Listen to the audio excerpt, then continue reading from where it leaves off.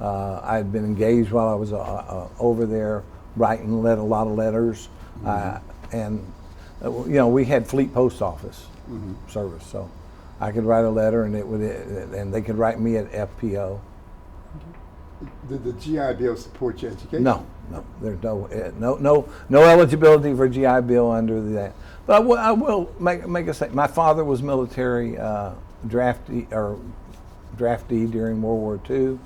He was a master sergeant, and he was proud of his service, and we were proud of him. But he had flat feet and asthma, so he never fought. Instead, he was a court martial. He was a secretary. And he would take shorthand of court-martial proceedings. And before that, he was a whack recruiter.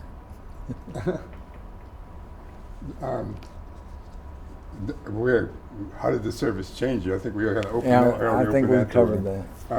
It changed my life.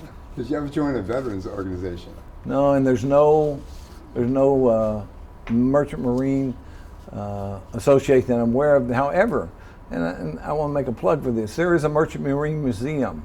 It's in Tampa, Florida. I went to visit it several years ago. Let me talk about my ship. I was on a ship called the SS Citadel Victory. It was a victory ship. The ships before that were called the Liberty ships. And these were the two major merchant fleets. They made hundreds of these ships for World War II. My ship, the Citadel Victory, when Katrina hit, was in the industrial canal being dismantled. So it doesn't exist anymore. That's fine. But the SS American Victory is the museum ship in Tampa. And it is an exact model, same.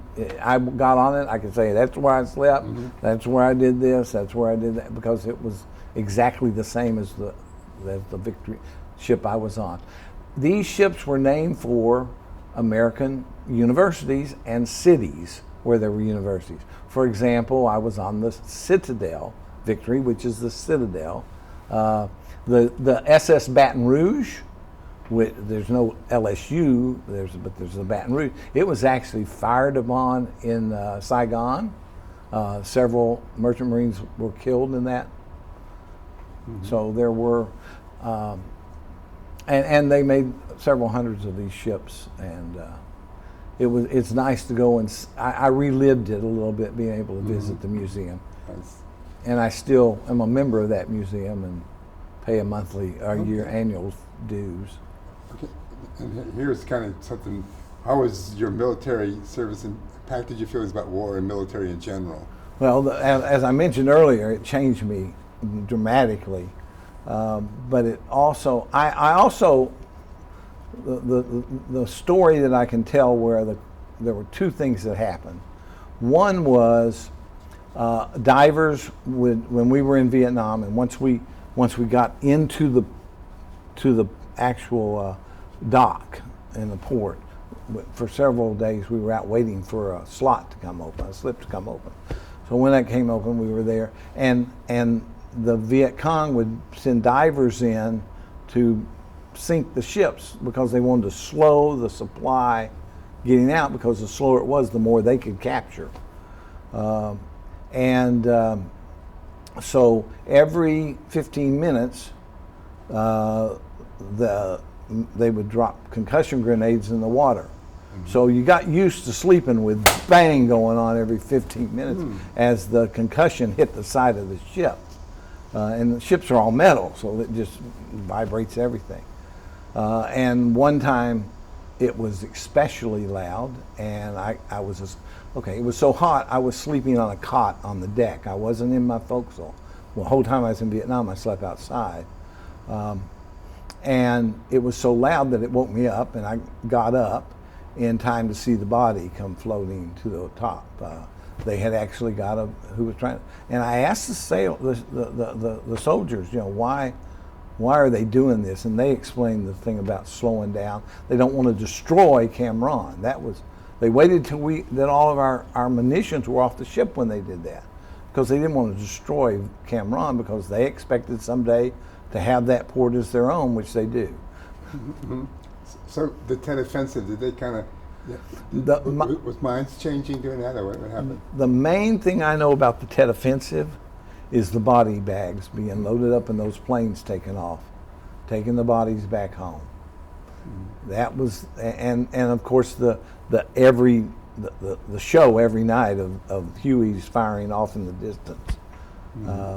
There was that was the major, and of course the tanks going down the road as the different kinds of military maneuvering was going on in the vicinity.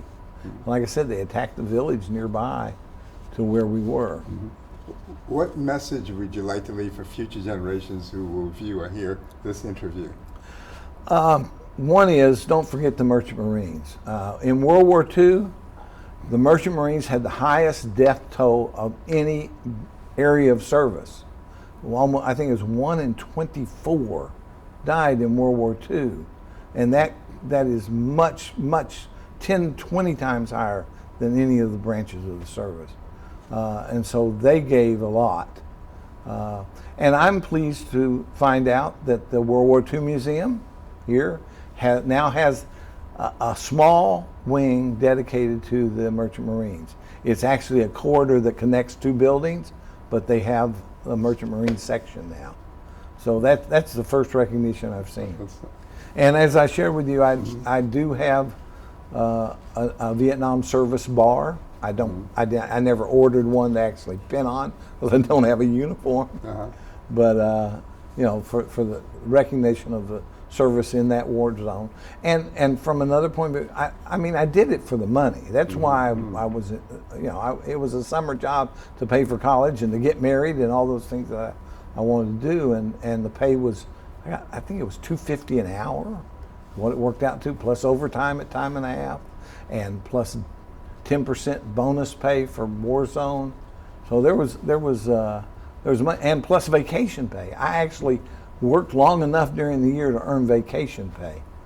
And so on my honeymoon, I drove to St. Louis to the nearest union hall to pick up my $200 and something check from a vacation pay. That's funny. Is there anything you'd like to add that we have not covered in this interview? I've thought about that. I think we've touched base on most of the things. It was a life-changing experience. What would you like people to know or remember from your story, what you just said? Yeah. And do you wish more people knew about veterans? You know, one of the things I told you that I changed from that experience. I became anti-war. And my votes reflected that as that war was winding down in '73. But it changed me in many ways. But I never was anti-veteran because or Vietnam vet, because I saw them. I saw the shit they were in. I saw the circumstances that they were, the lack, and then of studying. I was a history major, so studying that war, studying the politics of the time. I will always salute the veterans because they had something I didn't. They had courage. Because I found a way to avoid that war, and my way of avoiding the war was to go right to it. But I was basically a legal draft dodger. I took advantage of every deferment I could get. My draft number was 52. So, you know, being honest with myself, you know, I was a draft dodger legally. I didn't go to Canada or anything, but I was, and I was against that war, but I'm not against our veterans or those that served in that war.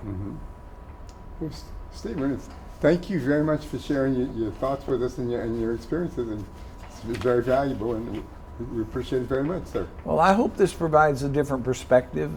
You know, I'm sure everybody else who's interviewed was a combat veteran or a veteran of one of the branches of the military. So this is the unheard of, the unseen, the underbelly. Yeah. Thank you very much, sir. Thank you. I'm glad to have the opportunity to do this. We appreciate you.